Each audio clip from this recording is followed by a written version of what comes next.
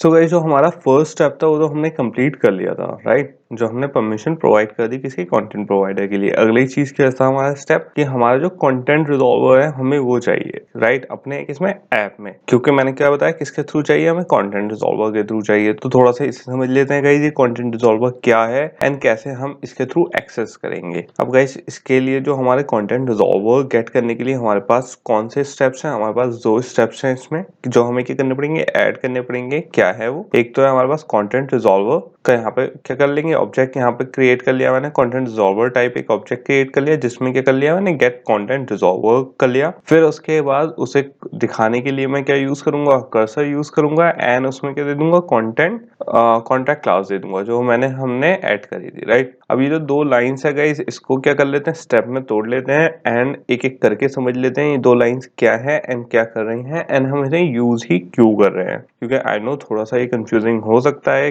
जो कुछ लोग यहाँ पे कंफ्यूज हो सकते हैं बेसिकली हो क्या रहा है। तो इसे क्या कर लेते हैं, थोड़ा सा डिटेल में समझ लेते हैं ताकि आप लोगों को कंफ्यूजन ना हो कि ये वाली लाइंस बेसिकली कर क्या रही हैं। अगर गाइस हम पुराने वाले अपने किस पे चले, एग्जाम्पल पे चलें, तो हमारा पुराना वाला एग्जाम्पल मैंने क्या बताया था कि जो हमारा ड्रॉइड टर्म्स एग्जाम्पल ऐप है, राइट, तो उसका जो डेटाबेस है हम एक्सेस कर रहे हैं किसमें, हमारे क्विज ऐप में। बट इसका थोड़ा सा अगर आप सोचो एक्यूरेट डिस्क्रिप्शन, ये वाला डायग्राम हमारा बिल्कुल क्या नहीं था, एक्यूरेट नहीं था। क्यों? क्योंकि एक उसमें हमारा जो ऐप है वो एक्सेस तो कर रहा है कंटेंट प्रोवाइडर किसका, हमारा ड्रॉइड टर्म्स एग्जाम्पल ऐप का जो डेटा सोर्स एक्सेस करेगा उसको कंटेंट प्रोवाइडर यूज कर रहा है। बट हमारा जो क्विज एग्जाम्पल ऐप है, राइट, ये डायरेक्टली इंटरेक्ट नहीं कर रहा है कंटेंट प्रोवाइडर से। ये किसके थ्रू इंटरेक्ट कर रहा है, कंटेंट रिजॉल्वर के थ्रू। तो basically content resolver content provider से एक्सेस कर रहा है एंड कंटेंट प्रोवाइडर फिर डेटाबेस में एक्सेस कर रहा है। तो इसका मोर एक्यूरेट डिस्क्रिप्शन कौन सा है, ये वाला, कि बेसिकली जो हमारा क्विज ऐप है पहले वो कंटेंट रिजॉल्वर से जा रहा है,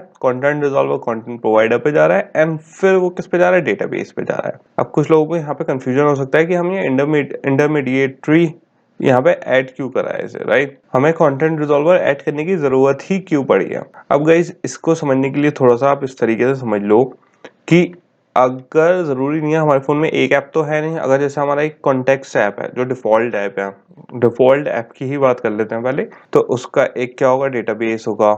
ऐसे ही हमारे पास अब एक ऐप ये है, एक ये ऐप है, राइट। तो इतने सारे जब ऐप हो जाएंगे, आपके पास कैलेंडर ऐप भी होगा उसका एक अलग डेटाबेस होगा, अलार्म ऐप होगा उसका डेटाबेस अलग होगा। तो उससे क्या होगा गाइस, अलग अलग डेटाबेस हैं। अब सारे डेटाबेस किसी ना किसी दूसरे डेटाबेस से क्या करेंगे, कनेक्ट करेंगे। तो गाइस जब वो कनेक्ट करेंगे जो हमारा क्या होगा, कंटेंट प्रोवाइडर्स होंगे। अगर ये नहीं होगा तो जितने ऐप आते जाएंगे उतना ही क्या होता जाएगा, हमारा कंजेशन होता जाएगा। और कंजेशन इन द सेंस कि ट्रैफिक हो जाएगा। ओके, तो इस ट्रैफिक को हमारे हैंडल कौन करता है, कंटेंट रिजॉल्वर। क्योंकि कंटेंट रिजॉल्वर सारे जो कंटेंट प्रोवाइडर्स हैं, क्योंकि अगर आप देखो हर ऐप का एक अलग कंटेंट प्रोवाइडर, राइट, और हर ऐप के कंटेंट प्रोवाइडर की कोई अलग फंक्शनैलिटी।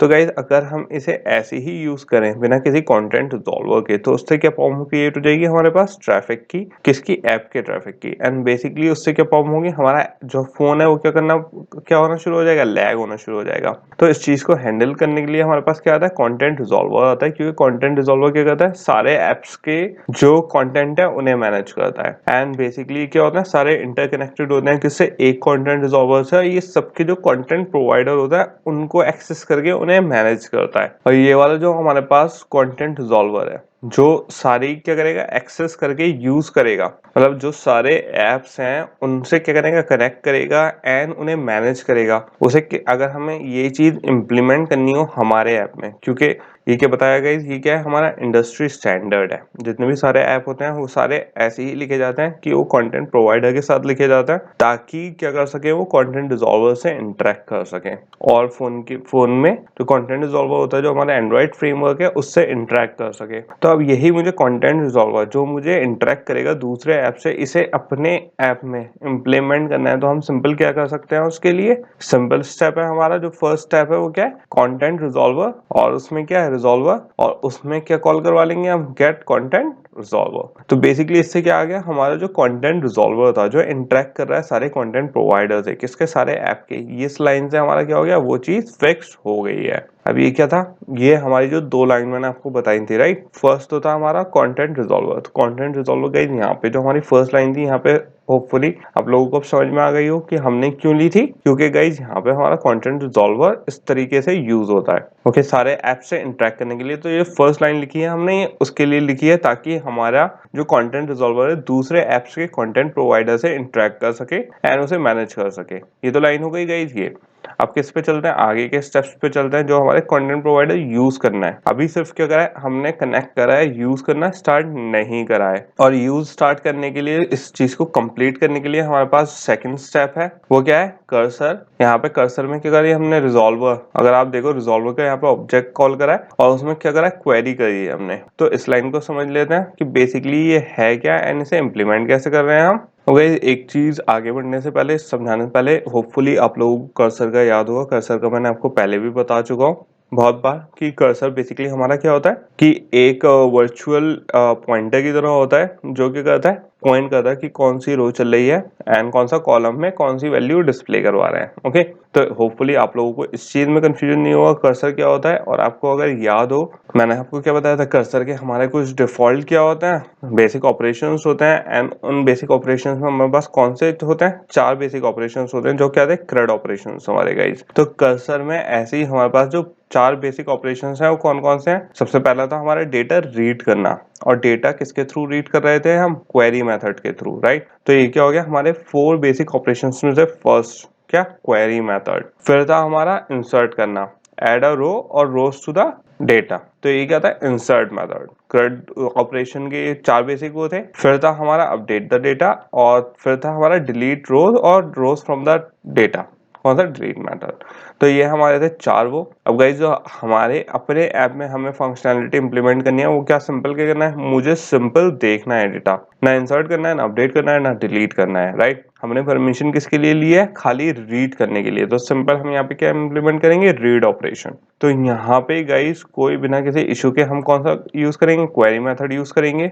तो यहाँ पे जो हमारा रिजॉल्वर है, रिजॉल्वर क्या है, एंड यहाँ पे मुझसे गलती हो गई है गाइस, यहाँ पे कॉमा लग गया है, यहाँ पे क्या है, डॉट आएगा। इस चीज पे कंफ्यूज मत होना। बेसिकली ये क्या है, हमारा कर्सर पे हमने कौन सा, कर्सर का कौन सा मेथड यूज करें, क्वेरी मेथड यूज कर रहे हैं, किसके थ्रू, रिजॉल्वर के थ्रू। ये लाइन यहाँ तक क्लियर हो गई कि क्या है हमारा यहाँ पे, कि रिजॉल्वर यूज कर रहे हैं हम क्या करने के लिए, क्वेरी करने के लिए, मतलब डिस्प्ले करवाने के लिए। कर्सर का क्वेरी मेथड यूज कर रहे हैं रिजॉल्वर के थ्रू। अब इस वाली लाइन में थोड़ी सी आगे चलते हैं। अगर आपको यहाँ पे आगे देखोगे तो यहाँ पे क्या है हमारे पास, draw terms example contract dot content URI, मतलब क्या आ गया हमारे पास, URI आ गया।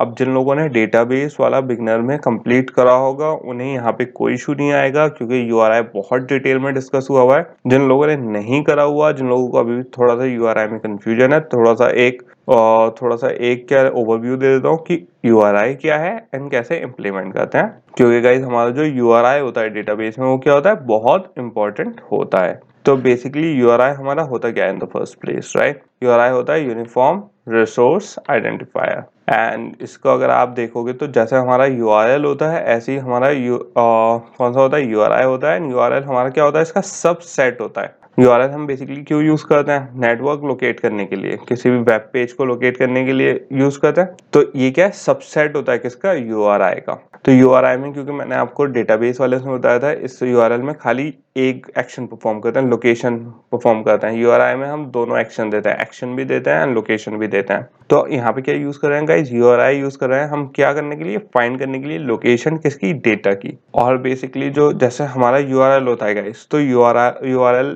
एक आपके पास क्या होता है, https com.example, या फिर जो भी एक URL आपको फाइंड करोगे, राइट, facebook.com या जो भी आपको फाइंड करना है। ऐसी जो हमारा URI होता है, URI का भी एक क्या होता है, जैसे URL का एक पूरा फॉर्मेट होता है, ऐसे ही हमारे URI का फॉर्मेट होता है। वो क्या होता है हमारे पास, यहाँ पे आ गया content com.example.android terms example/terms। तो ये क्या हो गया गाइस, हमारा कंटेंट URI हो गया।